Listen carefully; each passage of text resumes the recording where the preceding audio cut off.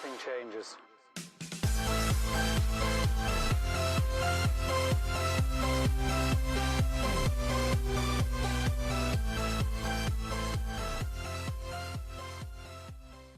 Hey, good evening everybody. Welcome into the Rockstarflipper YouTube channel. Today's Tuesday, it's January 8th, 2019, and I hope you guys had a wonderful day. Hope you had a great start to your week. Couple of quick news things and a couple of quick questions that I got today. Number one, anybody who noticed my Facebook group, the Thrifter Reseller World that has 105,000 members, had some technical difficulties today. It was down for about 15 minutes. Everything is back to normal. If you got an invite for Thrifter Reseller World 2.0, you can just ignore that.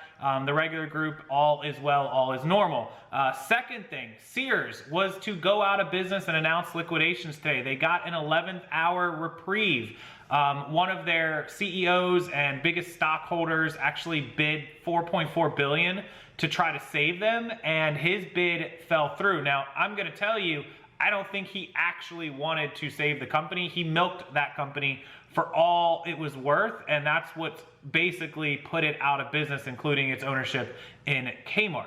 Okay, so the guy is Eddie Lampert. He's the former CEO and chairman of Sears. He's not currently their CEO. He bid the $4.4 billion. Now, there's a new deal that was revised. They rejected his initial deal, but they came to an agreement on the new one as long as he can come up with $120 million by tomorrow.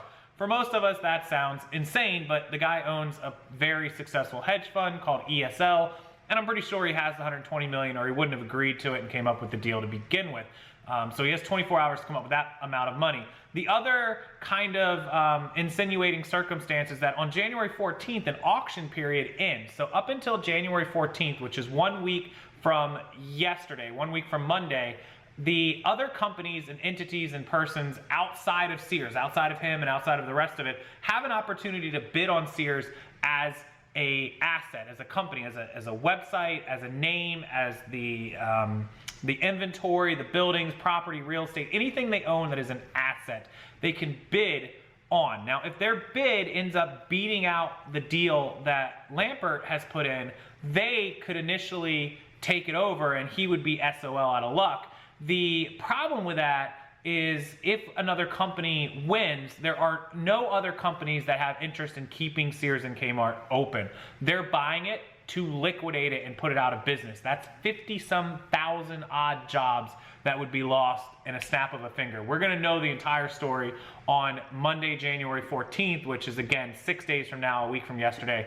His deal tomorrow starts when he makes the $120 million down payment. If he makes that, the deal goes forward until Monday. If somebody outbids on Monday, I imagine he gets a refund. Maybe it's a deposit.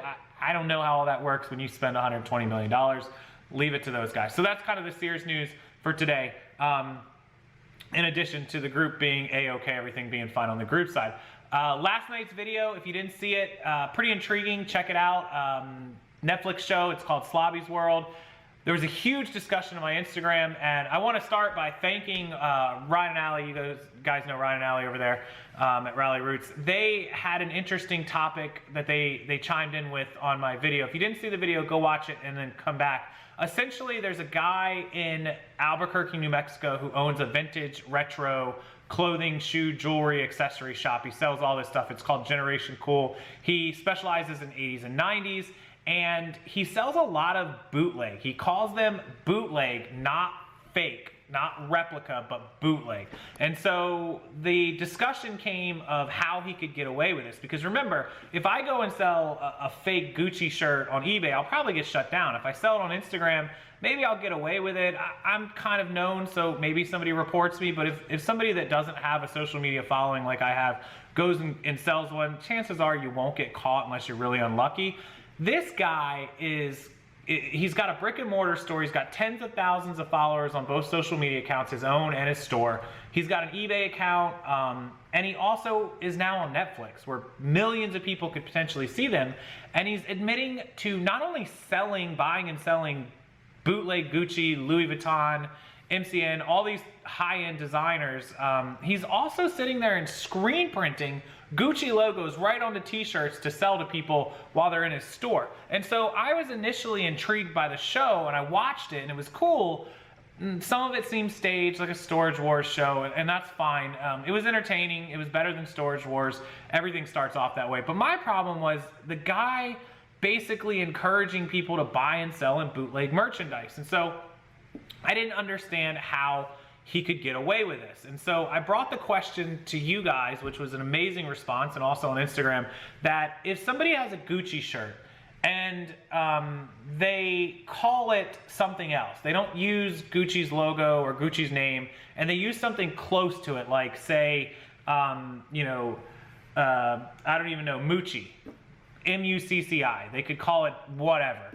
They are technically not knocking off Gucci. They're using their own name. As long as they don't try to pass it off as real, then that would be allowed, because they're not the same. Mucci is not Gucci. Somebody's name could be, my name could be Casey Mucci, and all of a sudden I want to make Mucci shirts, M-U-C-C-I, and Gucci's going to sue me and shut me down. No, that's not right. And so somebody else brought an example of, if somebody had a Lion King shirt and it said King of the Pride, Simba.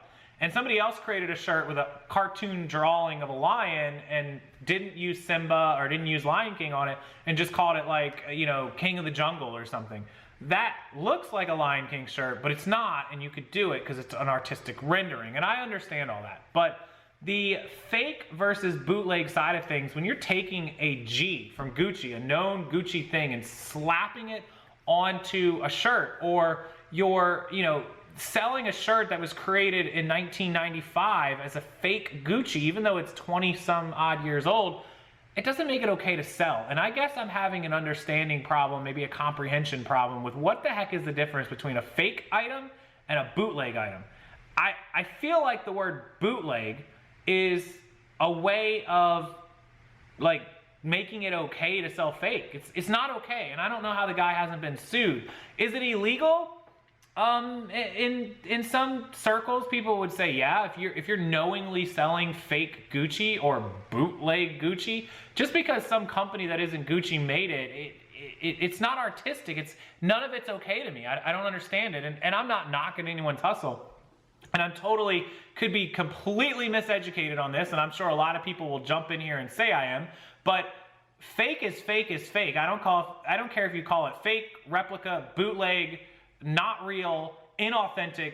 You could synonym it all you want in the thesaurus all day long and find out words, but fake is fake. And I'm wondering if a Gucci lawyer and Gucci trademark IP lawyer walked into that store, would they be real thrilled to see that he has 500 Gucci shirts that are not real in his store for sale, especially now that he's on Netflix with millions of people watching him. So that was kind of the topic on Instagram. A lot of you were asking questions about that. Kind of give you the recap. If you didn't see it, just go check out the video and you'll understand what I'm talking about.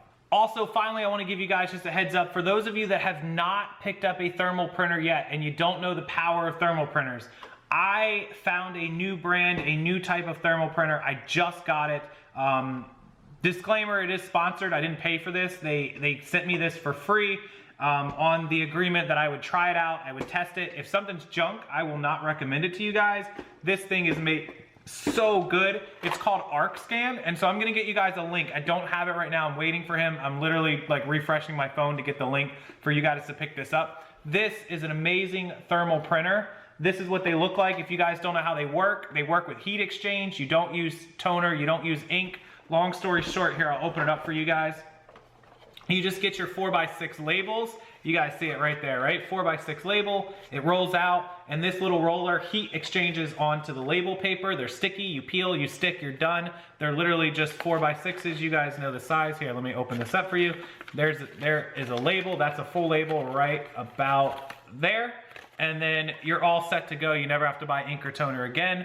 And this is all the room that your printer takes up on your table. This thing weighs maybe 2 pounds. I don't even think it weighs 2 pounds, maybe. Look, and it is just as simple as plug it into your power source, plug it into your computer, download the file off the internet, the software, and a couple little quick buttons to press on here and you're all set. 5 minutes start to finish. And you got a new thermal printer that takes up less room. Great investment. Most of these thermal printers are going to run you between anywhere from $250 to $350 for a good one, $400 and up for some of them. I'm gonna get a set price on this for you guys, a special price through me. I'm not sure what that is yet, but it's gonna fall in that range just so you have an idea. I'll get you the link so you guys can buy it. 100% compatible with Windows, and I'm pretty sure Mac as well. I think it's both. I'll check on that as well, but I'm almost certain it's for both of them. So I'll get you that link. Stay tuned to my channel, Instagram, and the Facebook groups. I'll post it all in there to pick this up. Again, disclaimer, this is a sponsored ad. I did not pay for this printer, but I never even take the plastic off stuff. I only got it a couple days ago. So I have printed a couple little test things out on it. It's super easy to set up. And I have one similar to this. I've used Zebra and I've used Dymo that I've linked for you guys. Both great printers, but after seeing this one, I might have a new favorite. It was quick, it was easy to set up. Jerome over at Arc Scanners gave me a great phone call about everything this scanner does. It's super heavy duty, even though it's not that heavy.